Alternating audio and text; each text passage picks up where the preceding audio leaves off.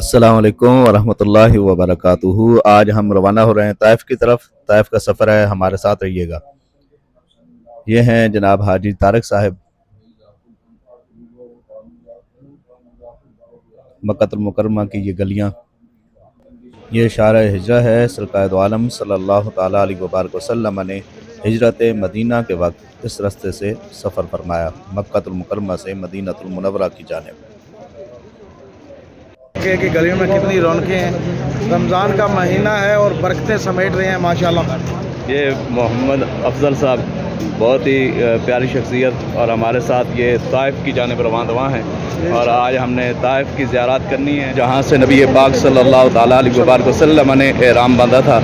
تو سنت کو ادا کرتے ہوئے احرام باندھ کر پھر ہم عمرہ ادا کریں گے الحمدللہ۔ اور آپ کو پتہ ہے نبی پاک صلی اللہ تعالیٰ علیہ وبارک وسلم کا فرمان عالی شان ہے، جس شخص نے رمضان میں عمرہ ادا کیا گویا کہ اس نے حج کیا۔ اور ایک حدیث مبارکہ میں آتا ہے، سرکار دو عالم صلی اللہ تعالیٰ علیہ وبارک وسلم نے فرمایا، جس نے رمضان میں عمرہ کیا گویا کہ اس نے میرے ساتھ حج کیا۔ اللہ تعالیٰ سب کو یہ سعادتیں نصیب فرمائے۔ جڑے رہیے ہمارے ساتھ، آج ہم آپ کو طائف کی زیارات کراتے ہیں رکھیں گے۔ ویڈیو کو لازمی دوستوں کے ساتھ شیئر کیجیے گا تاکہ اس کا ثواب آپ کو بھی مل سکے۔ ہمارے ساتھ رہیے گا، انشاءاللہ ہم آپ کو پورا پروگرام دکھائیں گے انشاءاللہ۔ علامہ خضر محمود چشتی صاحب ہمارے ساتھ، آج ہم جا رہے ہیں طائف کی طرف، اور پھر انشاءاللہ العزیز طائف کی زیارات، اور اس کے بعد ہم نے عمرہ کے لیے آنا ہے انشاءاللہ۔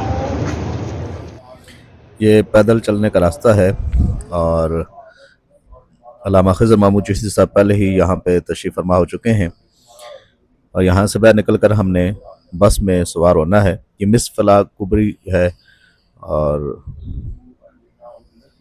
یہ وہ بس ہے جس میں ہم نے بیٹھ کے آج کا یہ مبارک سفر کرنا ہے۔ یعنی فائنلی ہمارا سفر طائف کی جانب شروع ہو چکا ہے، اور ہم آپ کو طائف کے حوالے سے مختصراً اس کی تاریخ کے حوالے سے بتا دیتے ہیں۔ طائف مکہ مکرمہ سے 120 کلومیٹر کے فاصلے پر مشرق کی جانب اور سطح سمندر سے تقریباً 1000 فٹ کی بلندی پر واقع ہے۔ اس سفر میں نبی پاک صلی اللہ تعالیٰ علیہ وبارک وسلم نے اپنے آزاد کردہ غلام حضرت زید بن حارثہ کو اپنے ساتھ رکھا۔ نبی پاک صلی اللہ تعالیٰ علیہ وبارک وسلم نے طائف کے سرداروں کے سامنے اپنا پیغام نبوت پیش فرمایا۔ انہوں نے رسول کریم صلی اللہ تعالیٰ علیہ وبارک وسلم کو اللہ کے نبی اور رسول ماننے سے انکار کر دیا، اور طرح طرح کی اذیتیں رسول کریم صلی اللہ تعالیٰ علیہ وبارک وسلم کو پہنچائی۔ 3 لڑکے جن میں عبد یالیل اور مسعود اور حبیب جو بنو ثقیف کے سردار تھے، انہوں نے نبی پاک صلی اللہ تعالیٰ علیہ وبارک وسلم کے پیچھے اوباش لڑکوں کو لگایا، یہاں تک کہ نبی پاک صلی اللہ تعالیٰ علیہ وبارک وسلم کا مذاق اڑایا جاتا۔ جس راستے سے گزرتے رسول کریم صلی اللہ تعالیٰ علیہ وبارک وسلم کو پتھر مارے جاتے۔ اتنے ظلم و ستم رسول کریم صلی اللہ تعالیٰ علیہ وبارک وسلم پر کیے گئے کہ آقا علیہ السلام کا سر انور پھٹ گیا، حضور کا جسم لہو لہان ہو گیا، آپ کی جوتیاں خون سے بھر گئیں۔ آقا علیہ السلام زخموں سے چور ہو کر بیٹھ جاتے ہیں تو بازو تھام کر کھڑا کر دیتے، اور پھر آقا علیہ السلام چلنے لگتے تو آپ پر پتھر برسائے جاتے، گالیاں دی جاتی، اور یہ تماشا دیکھنے والے تالیاں بجاتے، شور کرتے۔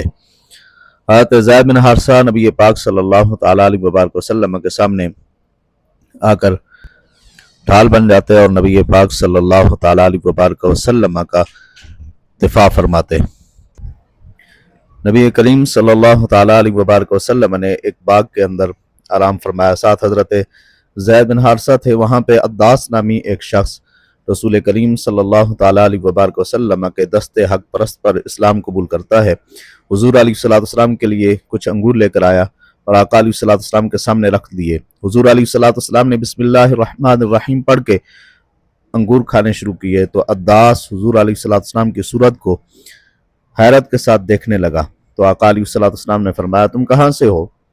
تمہارا دین کیا ہے؟ اس نے کہا کہ وہ عیسائی ہے اور نینوا کا رہنے والا ہے۔ تو حضور علیہ السلام نے فرمایا، تم اس صالح انسان کی بستی سے ہو جن کا نام یونس ہے۔ انہوں نے کہا آپ کیسے جانتے ہیں؟ تو آقا علیہ الصلوۃ والسلام نے فرمایا وہ ہمارے بھائی ہیں، وہ بھی نبی تھے اور میں بھی نبی ہوں۔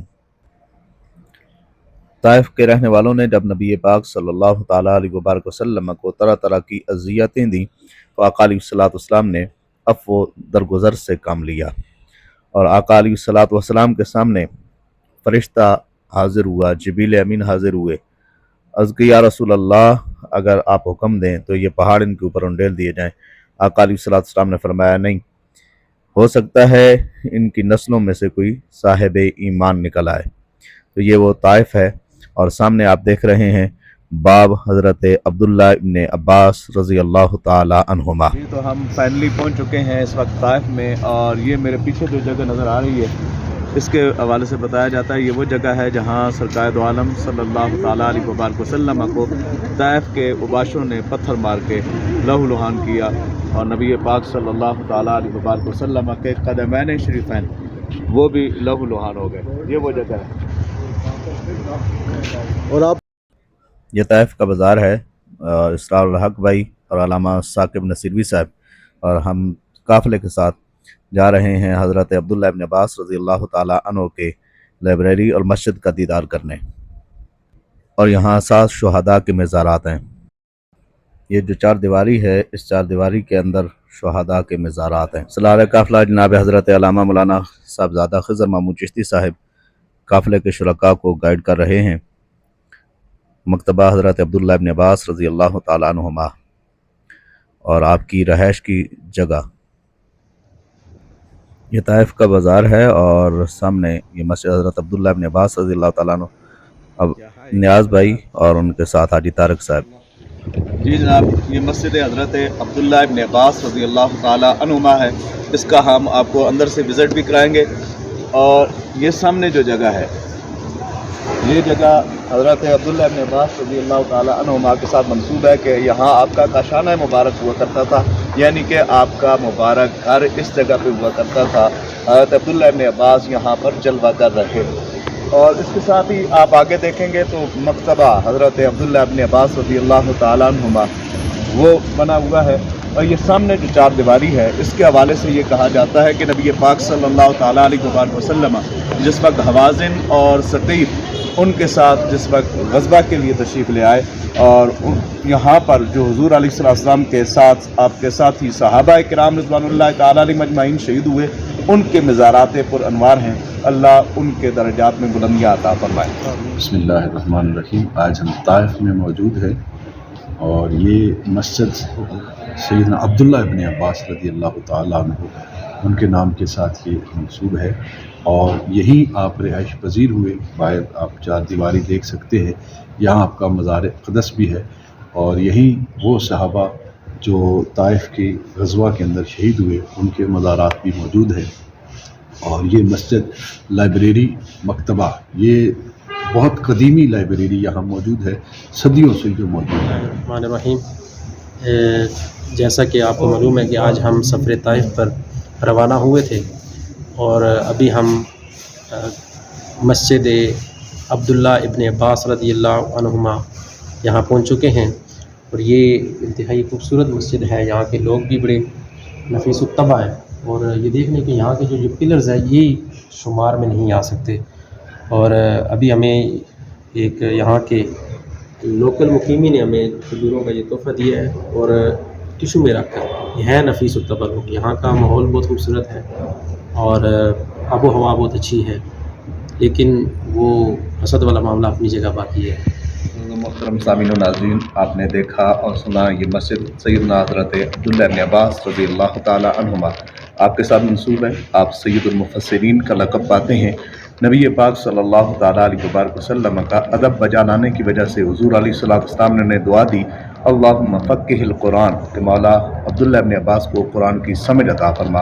ایک روایت میں آتا ہے اللہم علمہ القرآن، مولا عبداللہ ابن عباس کو قرآن کی تعلیم عطا فرما۔ اور پھر حضرت عبداللہ ابن عباس رضی اللہ تعالیٰ عنہ وہ عظیم المرتبہ قرآن کو سمجھنے والے بنے کہ جن کا یہ اعزاز ہے۔ آپ خود فرماتے ہیں اگر میرے اونٹ کی رسی بھی گم ہو جائے تو میں قرآن سے پوچھوں گا۔ ایک مرتبہ آپ سے سوال کیا گیا، اے عبداللہ ابن عباس، آپ بڑے دعوے کرتے ہیں، جو چیز بھی آپ سے پوچھی جائے آپ قرآن سے بتاتے ہیں۔ آپ یہ بتائیں حضور علیہ الصلوۃ والسلام کا خطبہ کیسے ہوا کرتا تھا، بیٹھ کر، کھڑے ہو کر، یا کس انداز کے ساتھ؟ تو آپ نے فرمایا یہ بھی کوئی مشکل بات ہے، اللہ تعالیٰ قرآن میں فرماتا ہے وَتَرَكُوكَ قَائِمًا، تو حضور کا خطبہ جو ہے یہ حالت قیام میں ہوا کرتا تھا۔ تو یہ حضرت عبداللہ ابن عباس رضی اللہ تعالیٰ عنہ کے ساتھ منسوب عظیم المرتبت کی مسجد ہے، آج اس کی زیارت ہمیں نصیب ہوئی۔ یہ مسجد کا اندرونی خوبصورت منظر ہے، اور یہاں پہ ہمارے ساتھی حامد علی شاہ صاحب آپ تشریف فرما ہیں، اور مسجد کے باہر افطار کا اہتمام تھا۔ اسرار الحق بھائی اور دیگر جتنے بھی مہمان اور شرکائے قافلہ تھے، سب نے حضرت عبداللہ ابن عباس رضی اللہ تعالی عنہما آپ کی مسجد کے باہر بیٹھ کر افطاری کی۔ افطاری کا وسیع اہتمام تھا۔ امید کی جاتی ہے آپ کو ہماری یہ ویڈیو پسند آئی ہوگی، اور زیادہ سے زیادہ آپ اس ویڈیو کو لائک اور شیئر کیجئے۔ اللہ تعالیٰ آپ سب کو ان مقدس مقامات کی حاضری نصیب فرمائے، آمین بجاہ النبی الکریم۔